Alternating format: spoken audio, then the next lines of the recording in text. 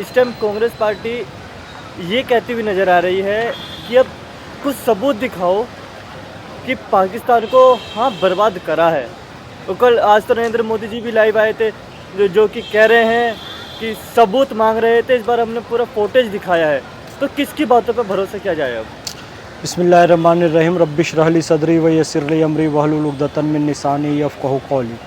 बिरादरान हिंद, अस्सलाम वालेकुम रहमतुल्लाहि व बरकातहू। भारत माता की जय, जय हिंद। देखिए, हमारे डीजीएमओ ने पहले ही कह दिया है कि हमारा काम आतंकियों को मारना है, लाशें गिनना नहीं है। यदि कांग्रेसियों को लाशें गिनने का शौक़ है तो जाकर वहाँ पर लाशें गिन सकते हैं। एक बात आप समझिए, 9 आतंकवादी ठिकानों को चुन चुन कर मारा गया है, जिसमें से एक लश्करे तैयबा भी है, जहां पर आमिर अजमल कसाब और हेडली ने प्रशिक्षण प्राप्त किया था, उसको भी नेस्त नाबूद किया गया। मरकज़ सुबहान अल्लाह को भी मारा गया। और हाफिज़ सईद और मौलाना मसूद अज़हर रो रहे हैं कि हमारे चचा को मार दिया, मामू को मार दिया, खाला को मार दिया, खालू को मार दिया, फुप्पा को मार दिया, फुप्पी को मार दिया, ताया को मार दिया, ताई को मार दिया, चचा को मार दिया, चच्ची को मार दिया, अम्मी को मार दिया, अब्बू को मार दिया, हमें क्यों नहीं मारा? तो भाई, तुम्हें भी मारेंगे, लेकिन पहले तुम्हारे घर वालों को तुम्हारी आंखों के सामने मारेंगे, यानी आतंकियों को मारेंगे। राहुल गांधी को, मल्लिकार्जुन खड़गे को और क्या सबूत चाहिए? ये लोग ऐसे समय में भी देश की सेना पर, प्रधानमंत्री पर सवाल उठा रहे हैं। अरे जब आंतरिक मुद्दा कोई हो, आंतरिक मुद्दा जब देश का यदि मुद्दा है, आंतरिक मुद्दा कोई देश का है, तो वहाँ पर आप सरकार से सवाल भी कीजिए, सरकार से प्रश्न भी कीजिए। लेकिन अंतर्राष्ट्रीय मुद्दा है और युद्ध का समय है, तो ऐसे समय में सरकार के साथ खड़े होने की आवश्यकता है। जैसे मैं आपको बताऊं, MIM पार्टी के और उसके प्रवक्ताओं की सबसे ज़्यादा धज्जियां न्यूज़ चैनल में किसी ने उड़ाई है तो वो है मोहम्मद फैज़ खान। लेकिन असदुद्दीन ओवैसी की मैं यहाँ पर तारीफ करना चाहूँगा कि युद्ध के समय में वो पूरी तरीके से भारत की सेना, भारत के प्रधानमंत्री के साथ खड़े हुए हैं। पाकिस्तान मुर्दाबाद भी कह रहे हैं, और जो 7 प्रतिनिधि मंडल गया उसमें से एक प्रतिनिधि मंडल में भी गए हैं और पाकिस्तान को जोकर और भिखमंगा राष्ट्र बताया है। कम से कम इन विपक्षियों को असदुद्दीन ओवैसी से सीखने की आवश्यकता है। इन विपक्षियों को सीखने की आवश्यकता है शशि थरूर से। ये लोग भी विपक्ष के थे, लेकिन समय पर देश का साथ दे रहे हैं। लेकिन अभी पवन खेड़ा का क्या बयान आया कि जी इस देश में मुसलमानों पर अत्याचार हो रहा है। हाँ। यार, मैं मुसलमान हूँ भाई, मैं पूरा देश पैदल चला हूँ 15,000 किलोमीटर, 30 महीना लेह से कन्याकुमारी, कन्याकुमारी से वैष्णो देवी। मुसलमान होने के कारण मेरे ऊपर एक कंकर भी नहीं मारा गया। और 2017 से 2020 के बीच में चला हूँ, जब नरेंद्र मोदी जी की सत्ता थी तब चला हूँ, तब मेरे साथ कोई बदतमीजी नहीं हुई। फिर ये क्यों कह रहे हैं देश में मुसलमान असुरक्षित है? देश में मुसलमान इतना असुरक्षित है कि बांग्लादेश के मुसलमान यहाँ आके रहना चाहते हैं। हाँ। पाकिस्तान के मुसलमान यहाँ के अच्छा इलाज करवाना चाह रहे हैं। रोहिंग्या, बर्मा के मुसलमान, रोहिंग्या यहाँ पर आकर रहना चाह रहे हैं। हाँ। मुसलमान इतना असुरक्षित है कि पूरी दुनिया के मुसलमान आकर यहाँ पर रहना चाह रहे हैं। तो इनका प्रोपेगेंडा था, ये झूठा साबित हो गया क्योंकि इनकी सरकार चली गई। असल में देश में मुसलमान असुरक्षित नहीं है, कांग्रेस की राजनीति असुरक्षित हो रही है। असली कारण ये है। अच्छा, तो क्या मान के चले जो कांग्रेस पार्टी इस टाइम पे ये आरोप लगा रही है कि कुछ तो दिखाओ, कुछ तो फुटेज दिखाओ, इसका मतलब कांग्रेस की राजनीति खत्म हो गई यहाँ से? बिल्कुल खत्म हो गई है भाई। आप ये चाहते हो कि सेना हमला करे और एक कैमरामैन को भी लेकर जाए और हर सैनिक के साथ देखिए कैमरामैन भी घूमता रहे? आप ये चाहते हो? फिल्म की शूटिंग हो रही है वो। अच्छा। ये कोई बेबी पिक्चर बन रही है, जवान पिक्चर बन रही है? अरे वो हमारे रियल हीरो हैं, और रियल हीरो जब युद्ध करता है तो वहाँ कैमरे नहीं होते हैं। जब फिल्में बनती हैं तब कैमरे होते हैं। तो कांग्रेस लगभग खत्म होने के कगार पर है, इसलिए उल जलूल सवाल कर रही है। फिर से कहता हूँ, कांग्रेस को ओवैसी और शशि थरूर से सीखने की आवश्यकता है। अच्छा, आपने फिल्म का नाम लिया, फिल्म से याद आ जाए, भारत देश के अंदर तीनों खानों के ऊपर चर्चा की जाए, एक खान का भी ट्वीट नहीं आता है, और कई ऐसे सेलिब्रिटी जिनका ट्वीट नहीं आता है, उन्हें क्या समझा जाए? देखिए, मैं तो बस यही कहना चाहूँगा कि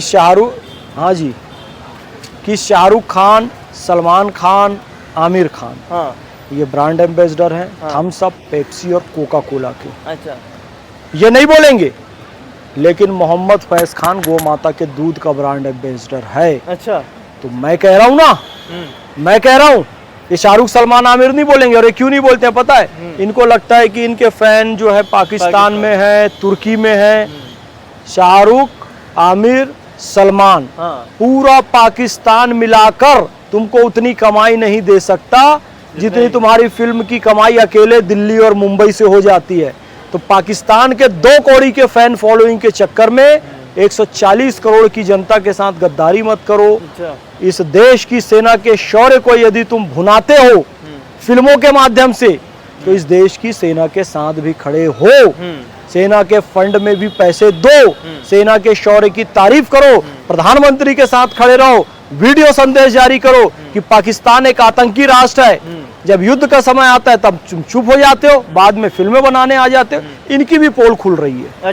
अच्छा, कहीं ना कहीं आपने भी एक बीच में शब्द बोला था कि फैज खान है ब्रांड एम्बेसडर नहीं है बल्कि गौ माता के दूध का एम्बेसडर है।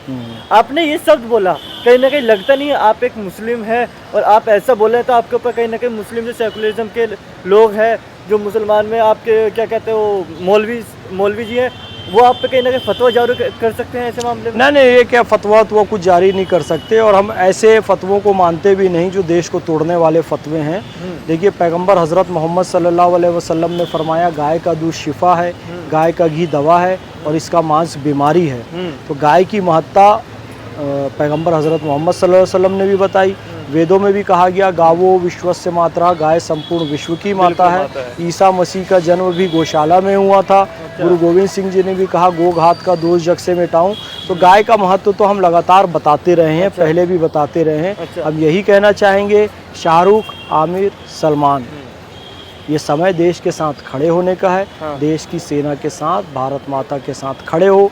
केवल फिल्मी हीरो ना बनो, कभी रियल लाइफ के हीरो बन के भी साथ आओ। अच्छा, एक यहाँ पे महत्वपूर्ण सवाल आ जाता है। नरेंद्र मोदी पहले लाइव आए थे, जब सबसे पहला संबोधन किया था तो उन्होंने कहा था हर एक आतंकवादी हमला युद्ध की श्रेणी में देखा जाएगा।